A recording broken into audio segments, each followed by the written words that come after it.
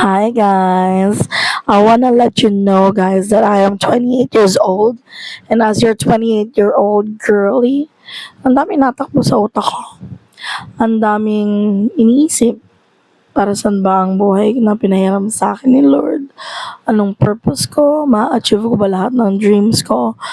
Pero minsan, ang gagawin na lang natin kapag ganun, na hindi na natin alam ang gagawin, is surrender yung mga nagpapabigat ng loob natin kay Lord para, maibisan lahat ng pagod, ng hirap, makipag-usap tayo sa Kanya through prayers.